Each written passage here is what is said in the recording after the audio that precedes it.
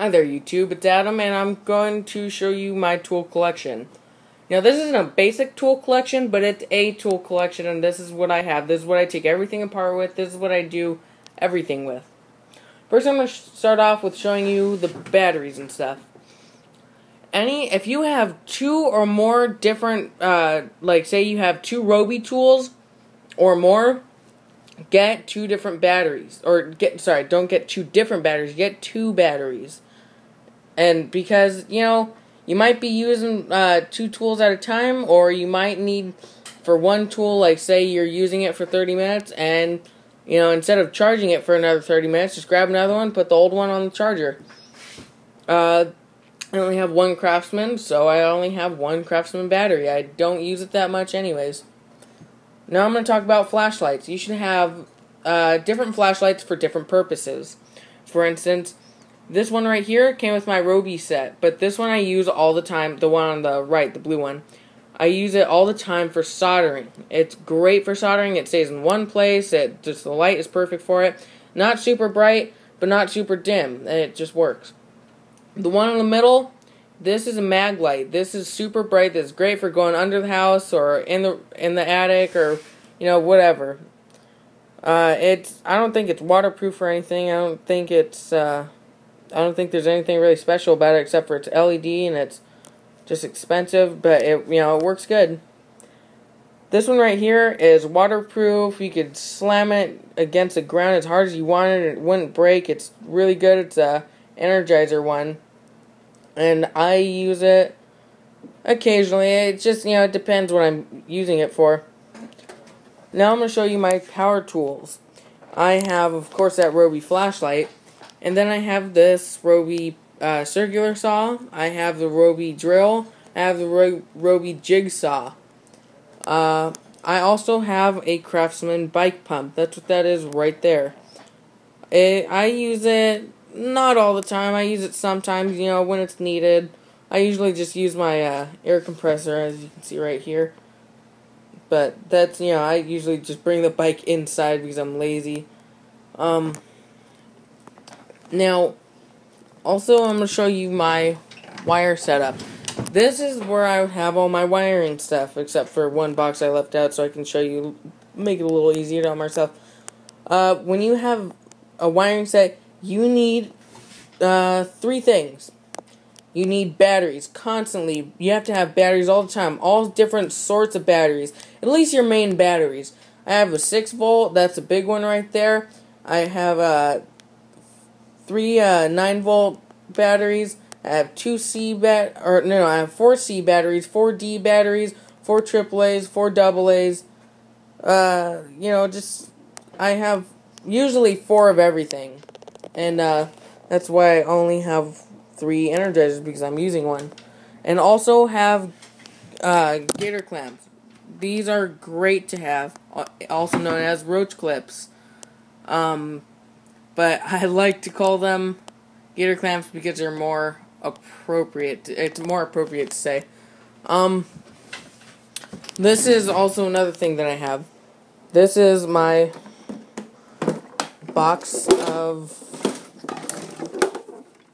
motors. I use it for soldering. I put all my extra spare motors in there that I've taken because I like to take stuff apart, and what happens is when I'm done taking it apart, I take all the wires out, all the motors out, everything that I think I could use, especially switches.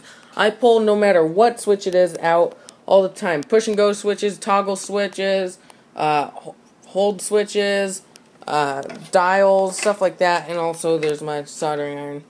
But it's just a basic kit. Also, I'm going to talk about my boxes. I have boxes for different purposes. This one has just sheet metal in it. It has thick sheet metal, thin sheet metal, really thin sheet metal. Also has wire, wood, heavy duty staple. It has one heavy duty staple gun because I usually don't use it. That just has books. This has stuff that I need to take apart, just random shit that I'm getting rid of that I think has a motor or something of value in it. So I'll take it apart and I'll keep it for myself. right here is my trash can. Everybody should have a big trash can for heavy duty stuff, like, or shit that's big to throw away that you don't want to necessarily, like, say something like this. This is my electronic board. This is pretty big. This is like 1.5 feet long. It's about a foot wide. It's about an inch high. Like, if I took this apart, it'd be 2 separate parts. I wouldn't want to put in a little trash can, something like that, you know? Same thing with batteries. You don't want to do that. You want to, also, you know what, actually, if it's a battery that you're throwing away, keep it in a certain bag until you go to, like, Best Buy or something where it says, throw away your batteries here. Do that. I really recommend it. Same thing with Home Depot. They have that, I'm pretty sure, now. But, yeah, just do that all the time. Also, if you get a tool, keep the receipt. I have receipts from everything. Actually, I have GameStop receipts, any type of receipts that I've bought anything with my own money.